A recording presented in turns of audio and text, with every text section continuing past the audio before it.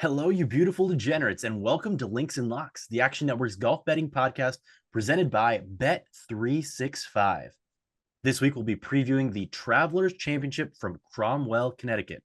Alongside Spencer Aguiar, I am Roberto Arguello. Thanks for tuning into our show this week. Unfortunately, our third partner on our podcast, Nick Bretwish, is unable to make it this week, but you can always find him on Twitter at SticksPicks. Of course, you can find Spencer on Twitter at TOffSports, and you can find me at RobertoA213. And Spencer, we're coming off a big week at the U.S. Open. Both you and I had the winner last week, Wyndham Clark, at 100-1 in our Links and Locks U.S. Open preview last week. We'll talk about him maybe at the end for a little bit after our rapid fire, but we're going to focus in on the picks for this week at the Travelers Championship. It's actually the last designated event on the PGA Tour that is not a part of the FedEx Cup playoffs or another major, which is the Open Championship. So one last time to get all the big boys together before the majors and the playoffs. Let's get it started with our best bets. What do you have for us this week? I know you're the matchup man, but do you have a placement market bet, an outright, or even a matchup? I am going to go with a matchup for this show. I'm going to Right. say Bo Hostler minus 115 over Sam Stevens. Okay. Going with the Texas Longhorn way out there in Connecticut. I'm going to go back to a familiar player for my best bet this week. We bet him quite a bit in that placement market around 48th-ish or better. But this week, I'm going to go Christian Bezuidenhout plus 180 for top 40. Would have also been intrigued by a placement market selection, but that is not available as of our recording time here on Tuesday evening. So maybe keep an eye out for that on Bet365 because those markets have been very kind to us on this show. But for now, I'm going to go top 40 for Christian Bezuidenhout. What do you think about Bo Hostler's chances this week in that matchup?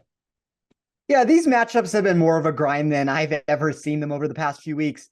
There are two issues that keep arising here. So one, books have gotten sharper in understanding what golfers are the potential blow-up candidates. They seem to be pitting them against each other. That naturally limits our edge when both names are suffering increased miscut equity. And then two, books have been so quick to autocorrect any error that we've seen them post. We've seen that come into play where a golfer will drift out into the minus 170 range once that a book realizes that there's been an incorrect post on what they've put there. That's something that you're going to ever rarely see me attack just because I think the value's gone in most of those occurrences.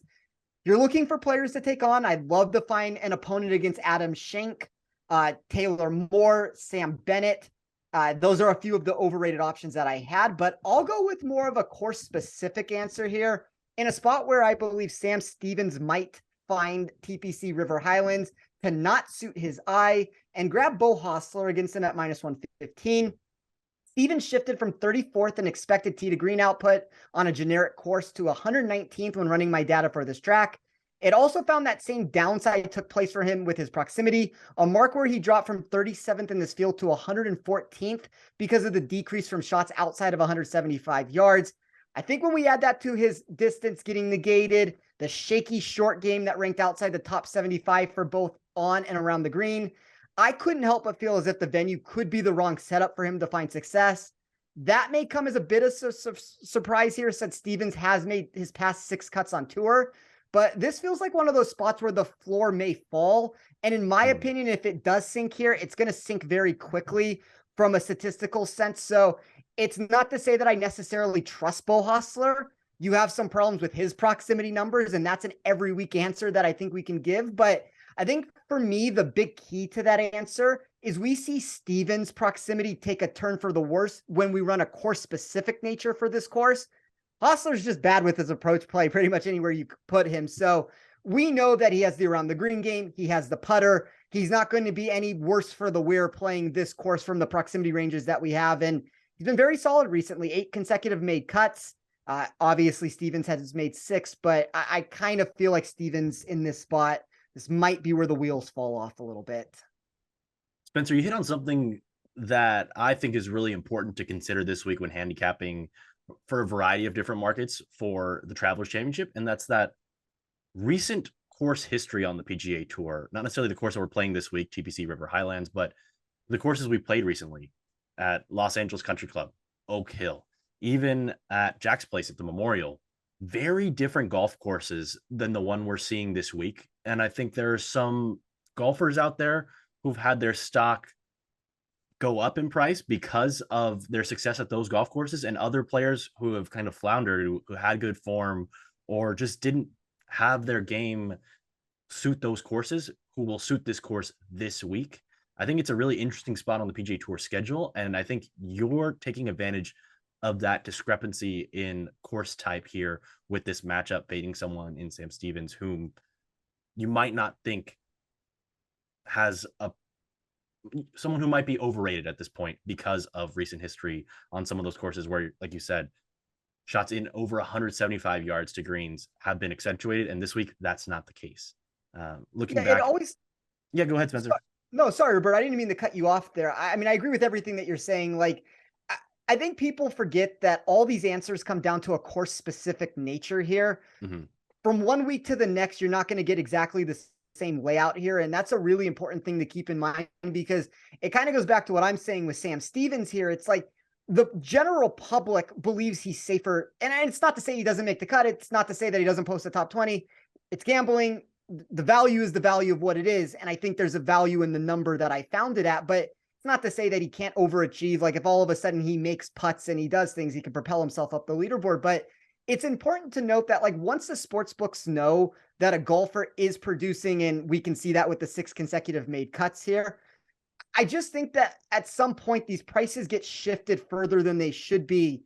And to me, that's where I'm seeing the advantage come into play, because I don't think Stevens is necessarily, it's not to say that you couldn't throw him on a course next week and it's a much better tournament for him. Like maybe the form is good, but this tournament in general, which is another answer to add to it, like whether a player has specific results that we can point to or that they don't, you can still look at this course. It's one of the highest in rollover predictability. I think the stats every single year look super pronounced when we look at it. So I can kind of feel like I can look at some of these players and know this is a player that either should play well here or should not play well here. And there's very few options. Like if we're getting technical with it, like Max Homa, Tony Finau, maybe those are like the 2 names that pop into my head that don't have the course history that you would want from a statistical perspective. They look good, but most of the names, like if they haven't put up results, they didn't really grade that well in my model to begin with. So that kind of just shows the pronounced nature of the stats here. I think that makes a lot of sense. And that's why I'm going to be on a few of these players in placement markets, more so plotting type of players. And one of them is Christian Bezuidenhout. Like I said, bet him for top 40 at plus 180. And it's the putting and approach play combination. Not going to beat a dead horse here, but he's gained on approach in all 9 of his last tracked tournaments. He's an elite putter, which we've known for a while. Another bent grass course coming up here, at least the greens are, in TPC River Highlands. And he's got top 38 finishes in 6 of his last 7 stroke play events on the PGA Tour. So not only does he have that strong combination of approach play and putting form, but he's also scoring all around. And that approach play is something that he's not necessarily known for, but that has been surging for him recently. And also when we look at these Pete Dye tracks that are somewhat similar, courses where you're not necessarily going to win or give yourself a huge advantage off the tee with driving distance, the 2 most recent ones he's played in stroke play events, at least, were the Players and the RBC Heritage. He finished in the top 20 in each of those. And I like that type of form to continue. Only need him for top 40 here, but at plus 180, I think there's a lot of value for Seabez, as his shortcomings off the tee will not be a factor, or will not be a disqualifying factor for him this week. Yeah, 27th in my model in strokes gained total at TPC courses, 26th on Pete Dye tracks. It's kind of what you just alluded to, 7th in my model when you get this specific course with the putting surface that we have. And I think the key to this whole thing, which is the biggest answer here, I know he missed the cut the one time he's played it, but you know, it's a one-off example here. Like you never want to, that's the other part of this. Like you never want to get caught too much on just one specific return. Like if somebody has missed 5 cuts in a row, 4 cuts in a row, you can start reassessing the situation. But from a weighted tee to green answer, this is what caught my eye. He was the biggest climber for me in my model. 86th in this field on a generic course. If you throw him on any tournament in the world, 16th for this tournament. So Wow. 70 spot improvement. That is a massive deviation that it's very infrequent that you see somebody jump that much. And it really comes That's pretty down to his crazy. ability. Yeah. It's the weight of proximity he has here. It's his ability to find fairways. That took a big jump for him. And there's a lot of players who took that answer. The putter's good. Like it's kind of has all the answers that you want with it. So I think playing Bezaden out in this top 40 sort of a range is probably like the ideal way to try to back him here. I don't necessarily think he's going to win the tournament, but you don't need that as a top 40. And a lot of times those safety answers are really the key to building a bankroll. Spencer, you've already touched on a few of the factors that you're emphasizing this week, but let's get into the full course preview for TPC River Highlands, a course that a lot of players are a big fan of, and one of the very few courses on the PGA Tour that's under 7,000 yards, another par 70, I believe, this week. What do you make of TPC River Highlands? Yeah, sub 7,000 yards, par 70. It's a unique course that you expect to play one way, but it actually generates a rather distinctive output that bucks the conventional wisdom of the yardage on the scorecard. That's not to say that the short 6,841 yard measurement and smaller than average greens won't present some of that short game and mid iron play that you would anticipate popping to the forefront of the discussion. Still, when traversing the data, the one unique characteristic I noticed came down to the off the tee totals. That received a boost from 15.3% to 18.3% when discussing the dispersion of scoring for this track. That answer sort of encompasses the entire spectrum of both distance and accuracy when we get technical. I do think the tree line nature accentuates more accuracy since Pete Dye's concepts always will render that strategical approach. However, long and accurate off the tee is a nice notion for success since you can find yourself with extremely short totals into these greens. You know, there's a lot of different ways to play it though. If you don't have the distance, you can take advantage of the course. If your mid-iron statistics pop over 4 rounds, if you're finding fairways, that's going to further help the equation there. But this is a venue that takes that idea and kind of amplifies it over and over again, and then gives you that heightened mid-iron percentage that you might expect. When we dive into 7.2% more shots occurring from 125 to 175 yards, if you're looking for proximity numbers, you do get a pretty substantial decrease from 175 plus. 175 to 200 has very little in that range. It's less of a difference there from 200 plus, but still like the entire encapsulation of those two things really puts you more in that 125 to 175 range. 150 to 175 is going to be where the plurality of the shots come from. I don't think it's a shock that a guy like Xander, who's #1 in the tour, won this tournament last year. Like there's kind of reasons to believe that that's something to really be important with it. But total driving, I think that's a big answer. I weighed that more in the fashion of like 60% accuracy, 40% distance. So it's not as much accuracy as a lot of people put into it, but players that can find fairways, players that can gain off the tee, that's a big one. And then just players that have that overall proximity from the numbers I'm looking for. I agree. And that 125 to 175 range, as you mentioned, I'll hammer it home again. Big increase, especially when we look at what we saw from the PGA Championship, the US Open. Last week at the US Open, we saw way more shots from outside of 200, 250 yards than we normally do. This week, that's way lower than normal. So just because someone didn't strike the ball well last week doesn't disqualify them this week. I think that's like the answer that we're looking for with Wyndham Clark here too. Like, it was a wide open golf course that allowed Wyndham Clark to use his distance. He had that proximity play that we've talked about in 2023, where like from outside of 200 yards, he's actually become really good. The putter looked great. The around the green game, like it was the perfect course setup for him to find success. And that's where I think people get too caught up on recent form a lot of these times, just because you're rotating these courses week in and week out with this. So I never want to just look at what somebody's done and automatically pencil them in. It's great when they have the course history. It's great when they have the current form. It's even better when they have the statistical data to back it up, because we don't know exactly where a player was, a year ago with their mental mindset and different parts of their game. And there's always reasons why somebody could miss a cut with it that doesn't necessarily show, where like the current form is much less indicative to me than what a player is actually producing from a statistical perspective. Like you obviously have to get it right with the way that you're weighing your model, because if you start weighing things that are not factually accurate, or you're taking too extreme of approaches, you run into an opposite problem to where you're just not building for the right tournament. But it's why you always hear from me on this show or any show that I do. course specific and recalculated and remeasured. Like everything's always recalculated to try to fit the course on hand. So speaking of those recalculations that you ran this week, who did you come out with on your outright card? So Roberto, like obviously I liked my card last week. Hitting 100 to 1 winner at the US Open solved many of our problems for both of us.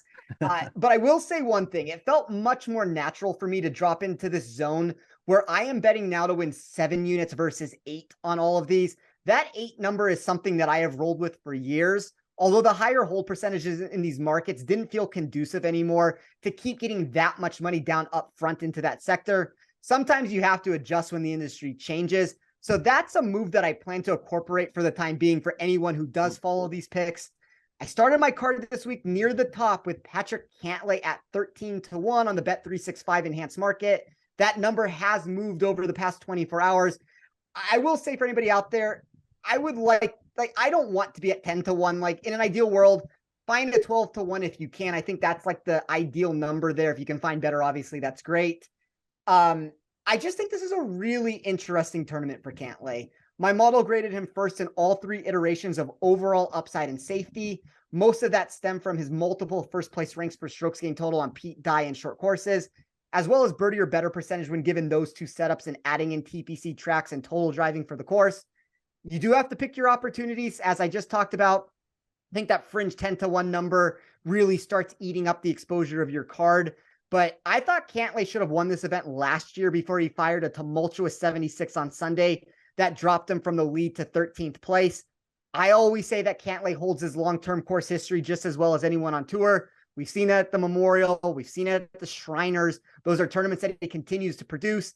I know that he has a bunch of finishes over the past 5 years between 11th and 15th, but kind of as I talked about last year, that is not necessarily what you would have expected. Like he could have very easily won this tournament, and we're looking at a completely different thing for him entering this week. So anywhere in that 11 to 13 to 1 scope, I think is worth a gamble. I put 0.54 units to win 7.02 there. I took Tony Finau at 35 to 1. Like Roberto, at this point, what would a week for me be without Finau under consideration? I was proud of myself that I bypassed the urge during the US Open because of his lack of win equity that I did have inside of my model for him at Los Angeles Country Club. A lot of that comes back down to the course specific nature of what I'm talking about here for these tournaments, that just because a player is playing well doesn't mean that I necessarily believe that they're the best fit for a certain tournament. But the tangible upside marks really do pop through for me when I look at him for this course. It needs to be noticed since, missed cut equity is going to be higher on him than most of these names. We always need to be cognizant of that fact that there's miscut potential, but I'm looking for, like when I have an outright, I'm looking for win equity. I'm willing to take chances. I'm willing to take more of a gamble in these spots when the upside numbers and the values there. So Finau's 3rd place grade for weighted scoring is a massive perk, since that is a total that is only behind Scotty Scheffler and John Rahm. You're always in good company when those are the 2 names that you're behind here, but when I ran this for upside, like he really only trailed Scheffler, Rahm, and Cantlay. So I'm going to bet up on the upside with him there. And then I closed my card with Sungjae Im at 60 to 1. That number has dropped a little bit also. I think anywhere 50 to 1 plus is certainly in play for him. I'm not exactly sure what has happened in the past 4 events for him to miss 3 of his 4 cuts and only produce a 41st place finish. I'm going to go back to your answer that maybe they just were not the best course setups for him.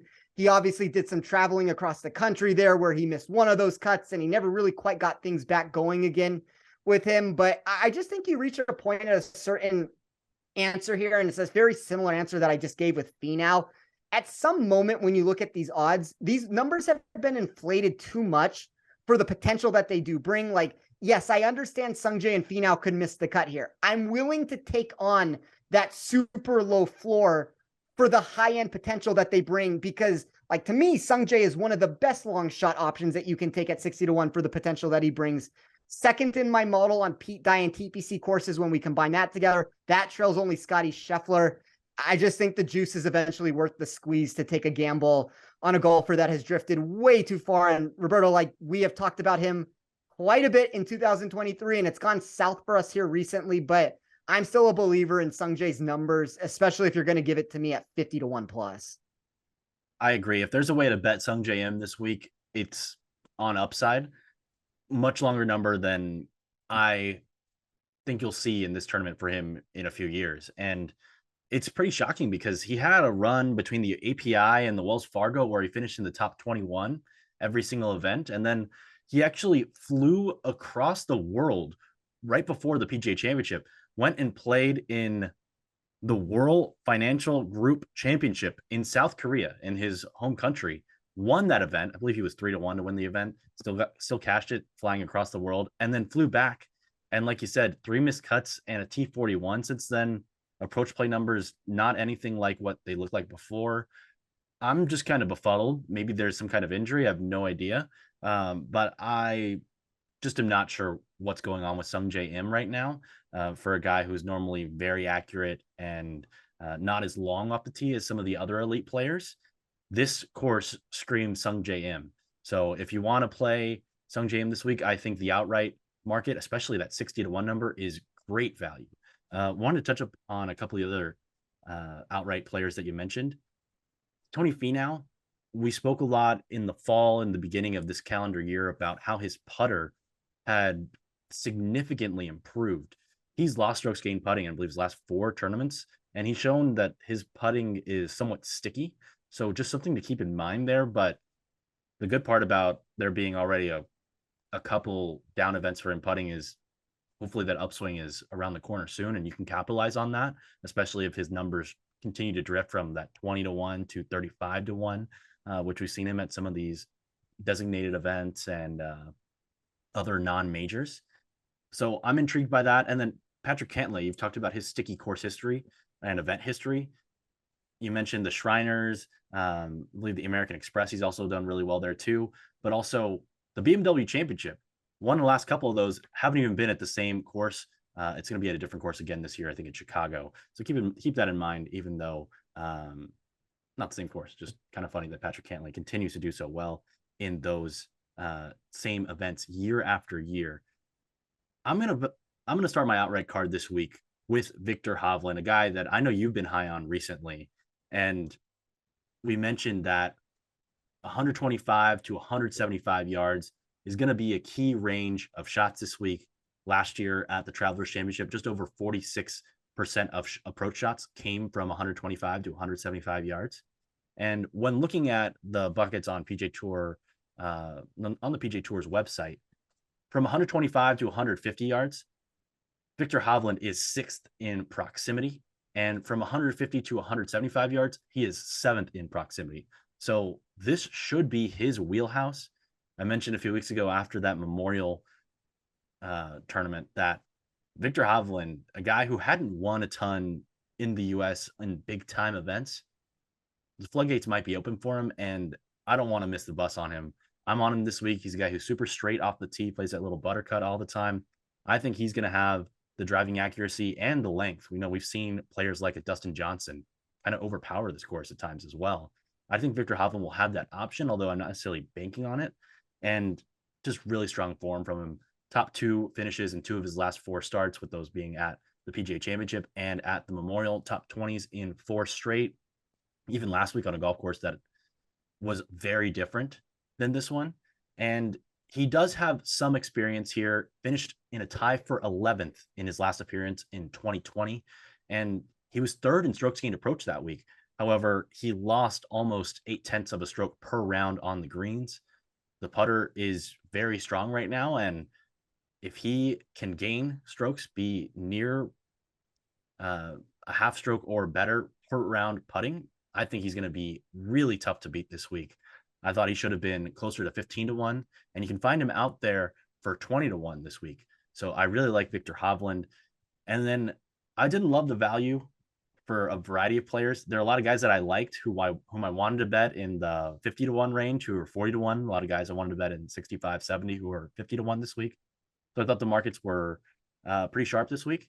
So I'm dipping down all the way to 80-1, a guy that you've been on, but somewhat surprised you're not on this week. Brian Harman, 80-1. He's been somewhat boomer bust on approach, but he does have spike potential there, along with the putter and even around the green. We know he's got strong history at this golf course, 5 top 8 finishes in his last 8 starts. And we know that this is one of those designated events which hasn't been a high profile PGA Tour event where all the stars have been every year. So some guys showing up here who haven't played here in a while or haven't ever played here. Not the case for our guy, Brian Harman. He's played here each of the last 8 years. So those 5 top 8 finishes in that span, all very relevant. And he's also got strong Pete Dye form, T7 at the RBC Heritage, a pseudo tie for 17th at the match play. Of course, he didn't get out of his group play, which only 16 people do, but he had the most points outside of players who advanced from the group. So another course where Pete Dye comes into play with his designs, although off the tee it's very different than this course. And then also a T44 at the Players. So he's shown that he has success on these types of tracks. He's not someone I play normally, but I think this week at 80-1, I had to scoop up that value. And then I got a few more long shots for you.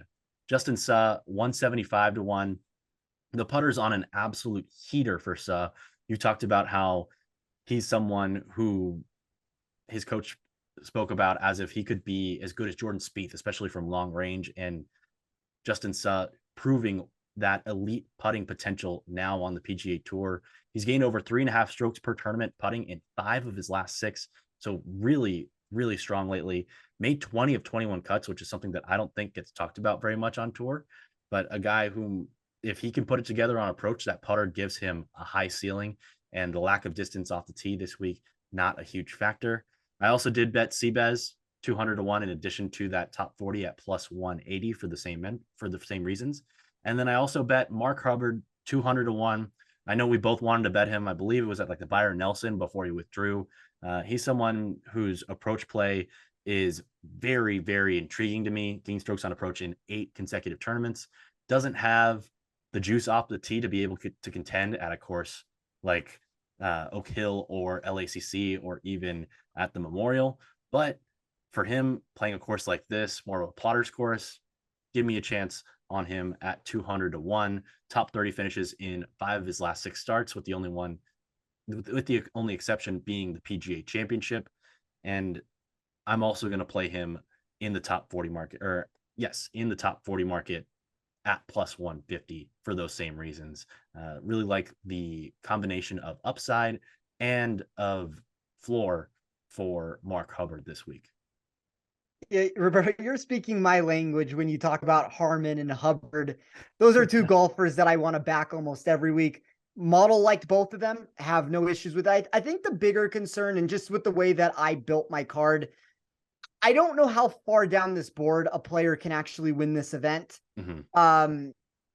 I don't know what the correct market is to play some of these guys based off of that answer. I think if we're getting technical with it, Harman is probably very near the last name that I would say has legitimate win equity. Like I think Harman and Keegan Bradley and Andrew Putnam to an extent, maybe less Putnam than the other 2, but that's kind of like where I'm cutting off the range of who can win. But like you could definitely see a top 10 or 20 finish from all those guys. And then just to quickly touch on the Hovland answer that you gave, because it's a really interesting answer that goes into play for Finau or Sungjae with me also. When I looked at the specific green type that we have this week, and I tried to compare it to like corollary courses with it, and then run them all based off of that and compare it to what their baseline would be on any course. There was 3 really big climbers for me kind of in this range that we're talking about here. Victor Hovland was one of them, and we already know Victor Hovland is putting the ball magnificently well. So now if you can even give him a green type that he seems to like more than any, generic green on tour, might be where he ends up winning. The other 2 here, Tony Finau and Sungjae Im. So Finau's been horrible with the putter recently, and maybe that's just something that he won't be able to turn around. 120th in my model over the past 24 rounds for him, but he was nearly a 20 spot climber for me on a generic course versus what he's going to get this week. So kind of fingers crossed situation that if Finau can find something with the putter, I think the number has drifted too far. And it's the same answer that's going to be said with Sungjae. If he can find something with the putter, and now he's drifted into this 50 plus range at all these books, like I'm going to take my chances with some of these golfers that I just think are mispriced based off of the recent form that we've gotten. And as someone who bet on Tony Finau last week, I completely understand your logic on this one. Yeah, I mean, as somebody who bets on Tony Finau almost every single week, it sometimes works and it sometimes doesn't, but I do think it's a really nice course setup for him, if nothing else. What else is on your card besides the outrights and your matchup bet on Bo Hostler? So talked about Andrew Putnam a little bit. I wouldn't say an outright's the best way to play him. I think a top 40 for his safety would be more of the answer I would go. You can find that at plus 165. Putnam is 3 for 3 in his career at this tournament and making the weekend. He's also trending with 3 consecutive made cuts in all events. That's highlighted by not finishing outside the top 45 in any of those starts. I just think we have a reasonable enough expectation because of his past TPC success. You add that to the quality putting on this surface, and all of that starts anticipating that Putnam is more likely than not to get himself into the weekend. I think once that ends up occurring, it just comes down to how much further can he work himself up the board. If you believe the answer is top 10 or 20, you can play it bigger than what I'm playing it. To me, I don't know. It feels like a 31st sort of place finish in this tournament. I'm going to bet more on the safety here. Bet him plus 165 to come top 40.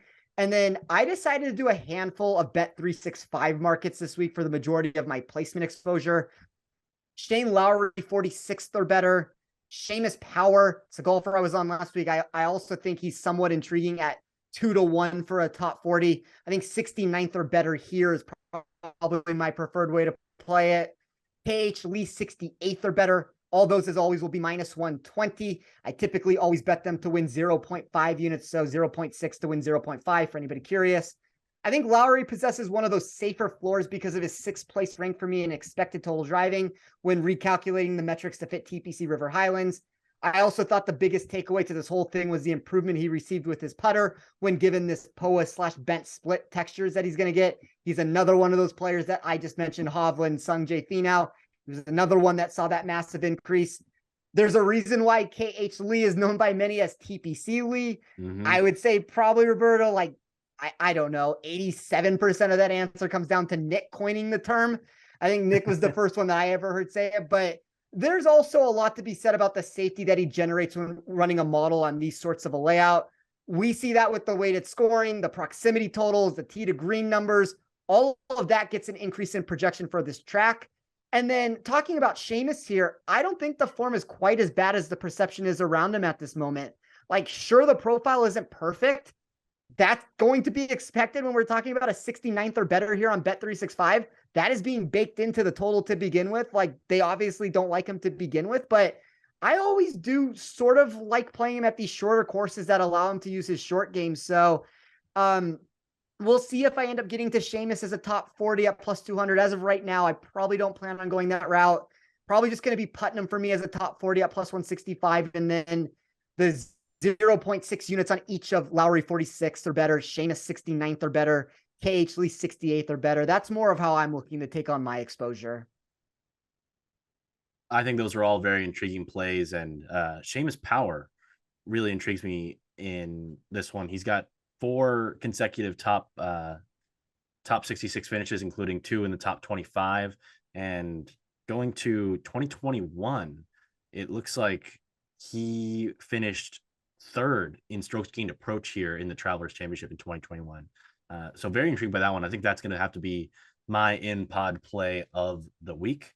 We'll get to my placement market bets in just a moment, but first, a reminder that the Links and Locks podcast is proudly presented by Bet365, the world's favorite sportsbook brand. Sign up with promo code ACTION to get Bet365's exclusive sign-up offer. Bet $1 on any game and get $200 in bonus bets. Must be 21 or older. Offer is available in Colorado, New Jersey, Ohio, and Virginia in the U.S. Gambling problem? Call or text 1-800-GAMBLER. So I like that Seamus Power play. He won in the fall at the Butterfield Bermuda Championship, and he had a really strong run of play through the Genesis where those wedges were really a strength for him. And getting back to a course where he can utilize those wedges and those short irons, I think makes a lot of sense here for Seamus Power. In a similar vein, I'm going to go with another player here who doesn't have distance off the tee in Matt Kuchar, 59 or better. And I got to ask myself this week, for some guys like a Matt Kuchar who are plotters, don't hit the ball very far, would I be more discouraged if they have great recent form and they just didn't play at the US Open or the PGA Championship, or maybe even at the Memorial in addition at another designated event? or if they played in them and didn't play well and we're getting a better number on them here when I'd still label them as a course fit. Matt Kuchar, 62nd at the Memorial, missed the cut at the US Open and the PGA Championship. In each of his last 9 starts outside of those 3 tournaments, he's finished in the top 59, which is what we need to cash this bet. His elite short game is going to play here, and its lack of distance off the tee, once again, won't be a huge factor. And we know Matt Kuchar, super old, doesn't hit the ball anywhere, but arguably the best short game on the PGA Tour, ranks in the top 5 on tour in strokes gained around the green, scrambling, sand save percentage. You name the short game stat, he's up there. Also, bogey avoidance, and he's 21st in approaches from 50 to 125 yards. I think he's going to be able to cash in on scoring opportunities, and we know that putter's always solid as well, even though he has that weird wrong arm lock, the back arm lock. I don't know how he started doing that, but it works. Matt Kuchar, I think we're getting a great number here because of the recent course history at the US Open and the PGA Championship that is poor and not super relevant for this week. So I'm going to hop in on him as being one of the safest plays on the PGA Tour at 59th or better on the plotters course. Give me that all day. And then finally, in addition to Seabez plus 180 for top 40, Hubbard plus 150 for top 40, I've got a homer bet here on Taylor Moore, 70th or better. I know you mentioned that you're looking to take him on in matchups. And even before I heard that, this was definitely my lowest confidence play among my 4 placement market bets. So betting this one for just a quarter unit instead of to win a half unit. But Taylor Moore, 70th or better, still made 11 of his last 14 cuts and 69th place or better in 10 of 11 made cuts. However, 2 of those last 3 tournaments, poor finishes at LACC and Oak Hill, which I don't think are super relevant. I do think that his game plays pretty much everywhere, which, unlike a lot of the plotters, I don't think those courses penalize him as much for his type of play as they would a Kuchar. However, I'm still going to buy him making the cut. I don't have the confidence in him to bet him in a matchup necessarily. I just think the number is too long on him to essentially make the cut here at 70th or better. I think he can get it done. It's more of a long-term play on him. Sure, he isn't in his best form right now, but I just am a big believer in his game and the all-around nature of his game, where he doesn't necessarily rely on one specific part, but he could strike the ball and ball strike his way into making the cut. He could just get a really hot putter. There are a variety of ways where it could work out for him this week. I think 70th was too long, so I bet him 70th or better at minus 120. Any thoughts on those? And I particularly want to hear why you don't like Taylor Moore this week. I mean, I guess the interesting thing about Moore is you're essentially making a wager there. And it's not quite, but you're essentially making a wager like get into the weekend and you more likely than not should win that bet. And that's always a nice thing, because if he can just get hot on Thursday and if he overachieves the metrics that I believe might cause him a problem, all of a sudden you get into the weekend and, just don't be the worst player out on the course where you end up coming like 73rd place there to lose the bet.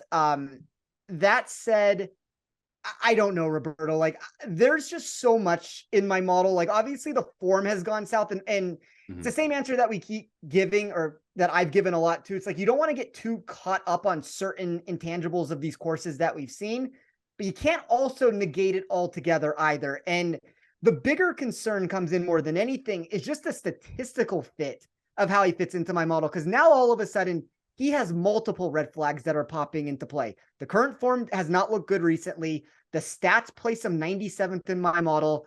He drops, like, what is that? That's 53 spots in my model, an expected weighted tee to green when I'm ranking it out in the field. That's one of the biggest decreases that I can find. He hasn't, for as good of a putter as he is, he hasn't necessarily been great on this specific texture that he's going to get this week. TPC tracks, he's 74th. Pete Dye tracks, he's 94th.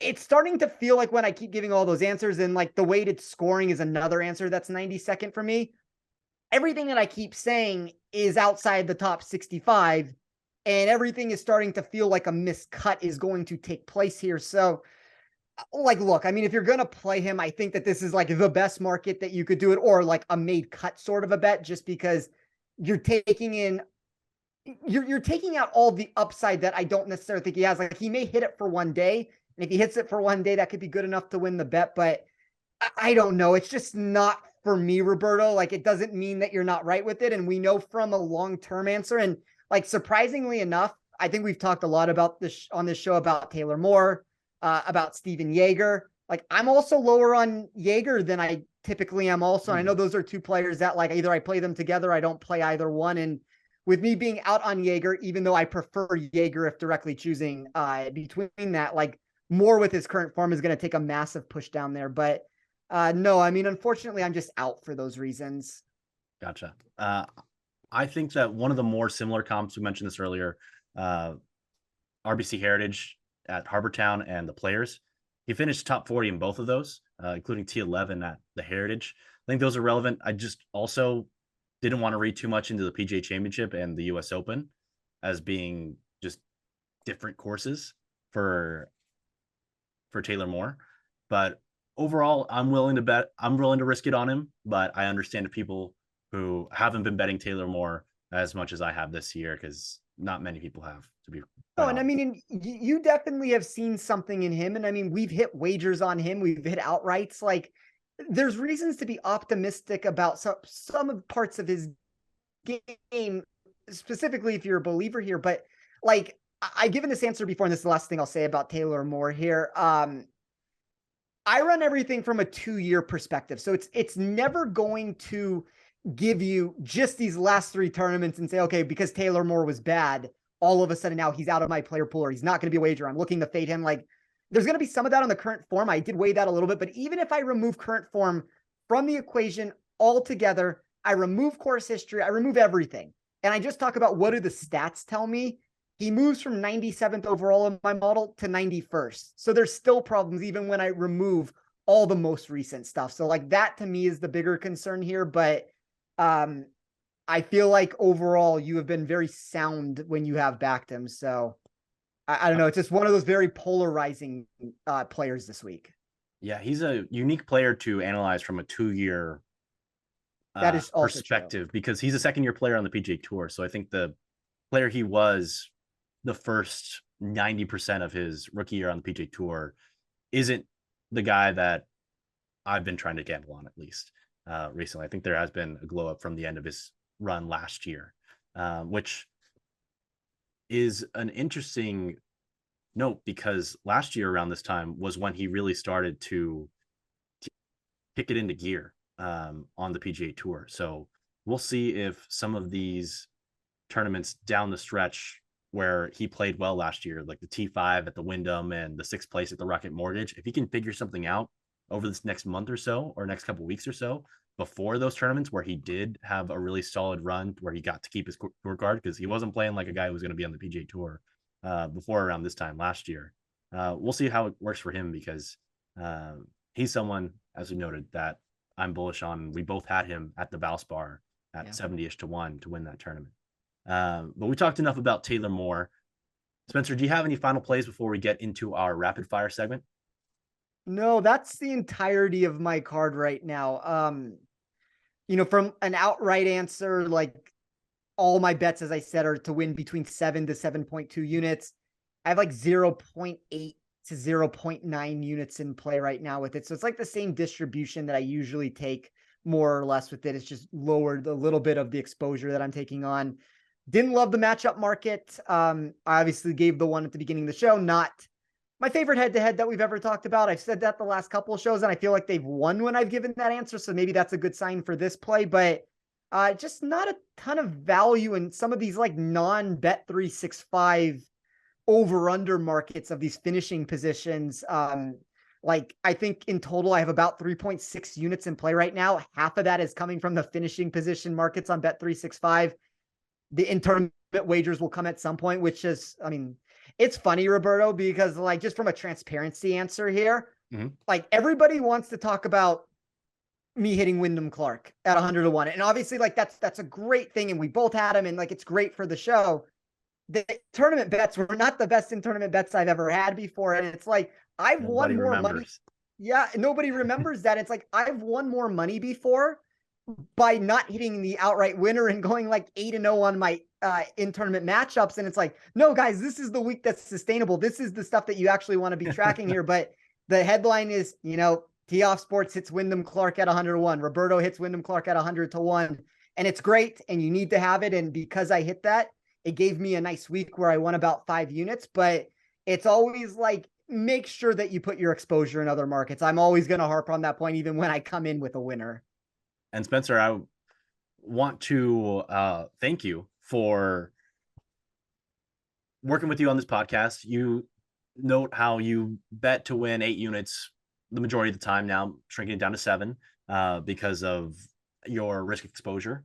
But you've also noted how in the past you had a big price discrepancy on someone like a Corey Connors, where you bet him to win far more than your 8 units.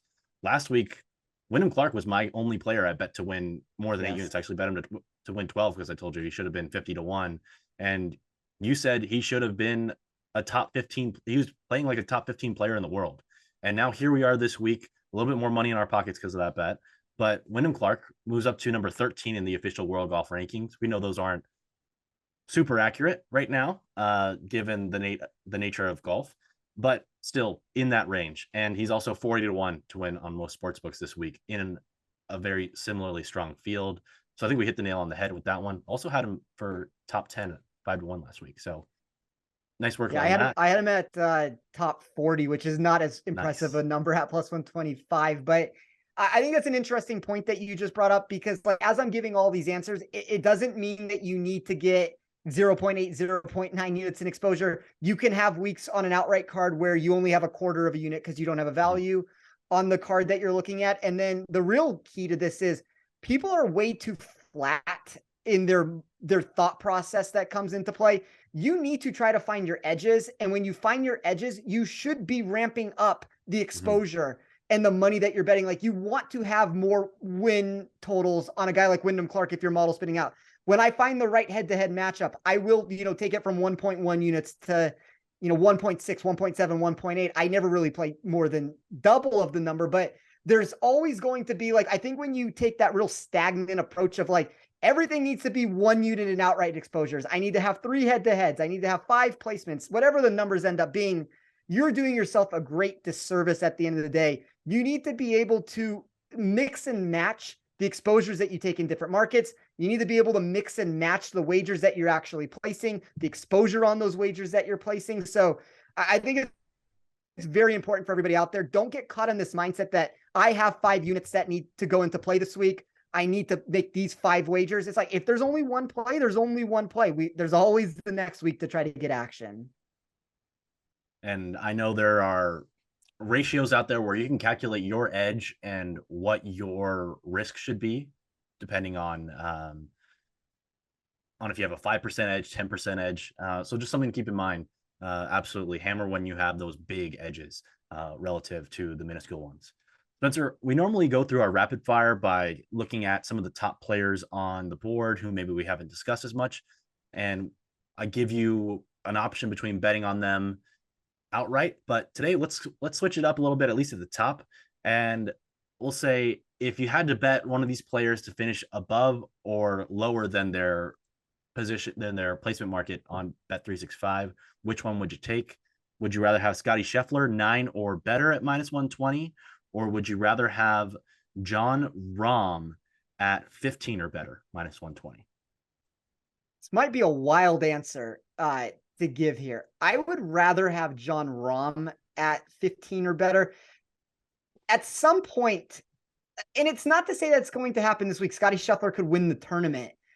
I do think at some point we have to get a regression from him from a tee to green sense. Like, every single week when I update my model, he's improving. Like, the numbers are getting even better and better, and he's not winning tournaments. It's the most outlandish thing I've ever seen before, that he's producing these totals and he's not won every single golf tournament. The one difference here that I have not had during any duration of time I've run this has not been an answer that I would give in the entire 2023. Maybe there's been a week here or there where Jon Rahm, like, I guess specifically if you want to look at, I guess maybe like at the Masters, which is not the greatest answer to give. I think I had Rory number 1 in my model. I think I had Rom 2 and I had Scheffler 3, but like there's very few scenarios where Scheffler has not been number one for me. And if you're building a model, you want him to be number one. He is 6th overall for me this week. Wow.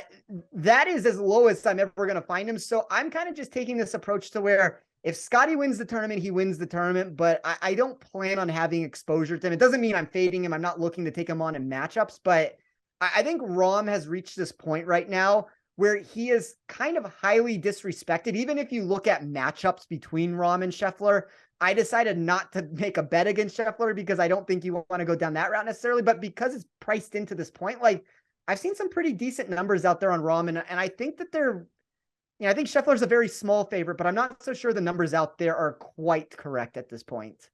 Yeah, I want to say Rom opened at 9 to 1 to win this week, and now he's floated all the way over to 11 to 1, I believe, tied with Cantlay, at least on Bet365 for the second shortest odds. As you mentioned earlier, Cantlay's rise up the board, even passing Rory McIlroy. And speaking of Rory McIlroy, would you rather have a ticket on him at minus 120 to finish 17th or better, or Xander Schauffele to finish 17th or better at the same price? Ooh, that is a good question. I guess Xander, and I give that answer like my model kind of had a very weird similar thing here looking at Rory like versus Scheffler in a lot of ways here. I think Rory's in a weird spot right now with his game. Like I'm trying to figure out how to say this without saying that Rory's in a bad spot mentally, but I think how many times can we not win a golf tournament when we're in contention before it weighs on a person? Like that's a very human thing that at some point it has to frustrate you. So it's not to say that Rory's been fine here. He could find success here. I just not necessarily looking to get any exposure to Rory this week. It's like the same answer I gave with Scheffler. If Rory beats me, he beats me. It's very possible. They're top 6 players for me in any iteration of how I ran my model. I guess I would just rather bet on the general safety that I think Xander provides pretty much week in and week out. And while he was in more contention last week than he normally is, Xander doesn't have that emotional roller coaster quite as often as Rory has recently. Let's get back into the outright market perspective here. Colin Morikawa, the guy that you normally don't like, he is the only player right now on Bet365's enhanced win between 20 and 30 to 1. He's 23 to 1. What do you make proper on Colin Morikawa, and what price ticket would I have to give you for you to take it? It's always bigger than the number that gets put out there. So I have proper at 35 to 1. That being said, I do kind of like Morikawa this week. Like not as an outright answer. I'm not going to take bad value to bet him, but this is one of the better that he's been in my model in quite some time here. Like he cracked a lot of different iterations of this to where he was propelling when I was looking for upside in these spots. Not going to get there at the number. I would not be shocked if he won though. He's actually gained strokes putting in each of his last 2 tournaments. We're including the Memorial where he withdrew when he was in contention to potentially win that one. Also finished T14 last week. And as usual, the strokes gained approach numbers are still just really dumb. So good. Just so very good, consistent. Even with the back injury that apparently is plaguing him. He noted last week that he was going to tee the ball up in a weird fashion, which is mostly precautionary. He said he's not feeling any pain in the back. Hopefully he stays healthy, because I love to bet on Colin Morikawa. And whenever I bet on Victor Hovland, that's a week where I like Colin Morikawa as well. Let's get into some of those players at 30 to 1 or longer. Tommy Fleetwood's 32 to 1. Matt Fitzpatrick's 35 to 1. Ricky Fowler is 35 to 1. Fowler and Fleetwood, players I like this week who the number is just too short on. If I gave you a ticket on 40 to 1, at 40 to 1 on one of those 3 players, which one would you take? Probably Fitzpatrick for me. I like him on Pete Dye courses. I like him at these strategical short courses. I think the par 5 scoring ability that he has does play well here. Like you obviously only have 2 of them in play, but you're going to have to score on them when you do get an opportunity inside the top 10 of my model there. The bogey avoidance that he had on some of these more difficult par 4s, that played really well in my model. I'm kind of generally out on Ricky this week. Model just didn't like him. I mean, really no other reason than that. And Fitzpatrick kind of had some of those upside intangibles that I like to see. We got a few different guys here. If I gave you a ticket on them at 50 to 1, they're all 37 to 1 on Bet365. Which one would you take? Hideki Matsuyama, Tom Kim, or Knicks guy Russell Henley? There are three players that are very intriguing this week. Like, I can't say anything negative about any of them. I will say though that the one ticket that I did not punch, that I came so close to putting a wager on this week, and I'm a little bit afraid he's going to win, I'm going to be sitting here without the ticket, was Hideki. I think Hideki is a very intriguing wager for this tournament, and I give that answer quite a bit. And I feel like I've even on this show over the past month or two, I've had a lot of outrights on him. So it's like a really nice course fit. Nothing wrong with Tom Kim, nothing wrong with Henley, other than I think they're going to be very popular wagers. It doesn't mean that they're losing wagers. I think they're going to be two of the most popular bets, but I understand each. I think there's maybe better ways to play them than to win the tournament. Not going to talk anybody out. I like some of those numbers where the market opened for Henley specifically were outrageous. Even Tom Kim, like they were wild, and like where we're at now, they're not necessarily bettable. All the value's been taken out of it, but you could have told me I could have had like 70 to 1 on those guys. Like, yeah, sign me up all day. I think that that's exactly the value where it's like, yeah, I'm going to take my chances and hope for the best. But I think a lot of that has been sucked dry, unfortunately, over the past 24 hours here. And I have not seen that with Hideki. Like, I think Hideki is still a realistic wager to consider. And as I said, it was the first one or the last one, however you want to look at it, that just did not make the card. I completely agree. As someone who's also been betting Hideki, I really like all three of these players, and potentially someone I might add to a live play, all three of them. But Hideki Matsuyama really intrigues me. I also was surprised to see that in Hideki's long career on the PGA Tour, he's actually never played at TPC River Highlands before. So interesting to see how he does this week, just with the complete lack of course history. Spencer, let's get to the guys who are listed at 45 to 1, a couple other guys that you might have heard of. Max Homa, Siwoo Kim, and this guy named Jason Day. If I gave you a 55 to 1 ticket on any of those three guys, which one would you take? It's wild, the perception of Homa in the market right now. My model is in this very boomer bust state with him. And as I always talk about, like when we're talking about outrights here, I am trying to shoot for as much upside as I can possibly find. I think Day is intriguing. I do want to point that out. This might be a really nice bounce back spot for him after a really cold past month that he's produced. There's a lot of reasons in my model where he skyrocketed in some of these upside numbers that I'm looking for. The floor remains a problem with him there, but I don't know, Roberto, like maybe I was too late to the party when it was good, and now I'm too late to leave the party now that it's bad. I kind of still think Homa, despite the bad course history here, despite a recent form that has kind of been hit and miss here for the past 2 or 3 months, I still think that he has the potential that if he does pop, he pops in a big way. From a metric standpoint, like there are a couple players to me, Homa, Finau, Sungjae, Justin Thomas.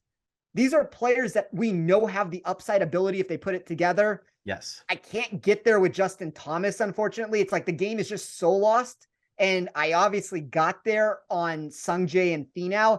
Not going to get there on a Homa ticket just because I don't think the value's there. But it does feel like an opportunity to where if you told me he came inside the top 10 and he turned the negative course history around here and, all of those, like, he's good at these short courses. Like that's one thing that he consistently pops at. So if you told me he produced here, I would not be shocked. And don't forget, like we're not comparing tournaments that are not this event or not on this course. He was fine at the US Open until he was not fine on Friday. He was trending towards like a top 10 over the first day. And then all of a sudden on Friday, the wheels fell off. He struck the ball well in my model. He lost in a bunch of bad ways that were not really necessarily what my model thought was accurate with it. I forget the exact number off the top of my head right now, so I don't want to give like the exact total, but I want to say like fair projection for him through 2 days if he got his baseline short game and mixed it with his approach play and driver that he actually produced. I want to say he was like top 25, top 30 is what he should have been on the leaderboard. Obviously, he misses the cut. So we don't want to overreact to that stuff, but I kind of think Homa's intriguing here. He also could burn lineups to the ground because of that erratic nature that he's had recently. But I guess Homa, Day, and then who was the third one? Just so I can mention it. Siwoo Kim. I guess it would be Siwoo Kim's kind of in that Jason Day territory for me, like real boomer bust with it. But I guess they all are. If you want to give that answer, if we want to get like honest with it, but Homa for me, if picking between the three. And I think Homa, when you're looking at his course history throughout his career, have to keep in mind that the golfer that he is here in 2023, very different than the golfer he was when he won for the first time on tour in 2019, and very, very different from the golfer he was in 2015 when I think he made just like one top 70 on tour in his rookie year, then lost his card. Then 2017 got back on tour, lost his card again. And then 2019 was on pace to lose his card again before he won at the Wells Fargo, and the rest is history. Now you know who Max Homa is. But someone I wouldn't put too much emphasis on his course history, at least from further back in his career. But Homa is someone who's very intriguing to me. I think that 45 number is very close to just a pure number play for me on a player whom I consider borderline elite on the PGA Tour. Certainly not in that upper echelon with Rahm, Rory, and Scotty, but I think in that second, third tier of really solid players, it just doesn't make sense that he's super low where he is right now, especially as he gained strokes putting his last 4 tournaments and on approach in 3 of the last 4. Yeah, you reached the point with all these players at some point. Like there is a number, no matter how much you dislike a golfer, there is some number out there that it becomes doable to at least consider the wager. Like you got to figure out what that number is for you, and you got to figure out where these players rank in your model, and that's going to be different for everybody. But at some point, like there is a buy-in spot. It wasn't where Homa is currently in the market for me, but the upside intangibles that you just mentioned is what makes this so intriguing for him. I got a little fun fact here for you, Spencer. So this year on the PGA Tour, since the Fortinet Championship, which of course he won, we know it was around the green game was pretty solid there because he chipped in to win the tournament. Yeah. But anyways, last week at the PGA at the US Open, he lost 1.84 true strokes gained per day to golf per round. In the rest of his starts on the PGA Tour this year, he's only lost strokes gained around the green in 6 other tournaments outside of last week. When you add up the strokes he lost per round in each of those rounds and you added it up in total, it's 1.87 strokes per round. Last week, 1.84. So just a complete anomaly for him around the green. I think you can just kind of throw that out as an outlier and not expect it to follow this week. If he does have another poor, and also we can say last week, you can get some weird lies in the Barrancas, which word of the week. Just inconsistent. Sometimes you find a flat spot. Sometimes you're in the middle of a bush. You never know. So maybe a little bit noisy there as well in that specific statistic. Can I just add one thing to that really quickly before we move on? Just because I looked it up after you mentioned this. I was talking about when I take his baseline putting in around the green, I compare it and add it to his actual performance with his approach and his driver. My model thought that after 2 days, he should have been in 21st place. So that is the exact answer of what I was alluding to a second ago. And he had a couple really good shots that he got very unlucky on that just didn't hold the green. He made some bad decision. I thought he had bad course management to where a lot of pressure on him in California. I know that's an event at a course that he wanted to find success. Maybe, unfortunately for him, he regressed a little bit to like bad Homa, that he let the pressure take over and it kind of just got the best of him there. But I'm hoping for him, because I do like him as a player, that he can bounce back in this spot here. Spencer, we've gone on for quite a while. I'll get you out of here on this one last matchup. You're taking a 400-1 outright. Are you going to take Garrick Higo or Webb Simpson? I mean, without even looking, it has to be Webb, right? Yeah, it's Webb for me. Higo is 105th in my model. He really doesn't have the upside intangibles that I'm looking for. Webb Simpson is 70th for me. I always say Webb Simpson is Mr. Upside, 46th in my model for upside. We have nice positive trajectory there. Look, I mean, at some point, you hope that Webb can turn back the clocks and he can all of a sudden start producing. And you've seen it happen before with players. I'm not saying that Webb is necessarily the level of some of these guys that have done it, but crazier things have happened. Like, who would have thought that Phil Mickelson would have won the PGA Championship a couple years ago? I would make a strong argument that it's more likely that Webb, if you would have told me one of these two things will happen, either Mickelson's winning the PGA a couple years ago or Webb's winning this tournament, I would have said the more likely scenario is that Webb wins this tournament. So I'm always willing to listen to Webb wagers. You heard it here, folks. Hopefully we get another victory lap next week on a Webb Simpson dub. That'll do it for today's episode. Thanks for joining us here at Links and Locks, presented by Bet365. As a reminder, the Links and Locks podcast is proudly presented by Bet365, the world's favorite sportsbook brand. Sign up with promo code ACTION to get Bet365's exclusive sign-up offer in New Jersey and Colorado. Bet $1 on any game, get $200 free. For more great golf content from our Action Network team, check out our Best Bets episode from earlier this week featuring Jason Sobel and Ben Everill. You can always, of course, check out Jason Sobel on The Gimme, which Spencer was just on, so be sure to check them out as well.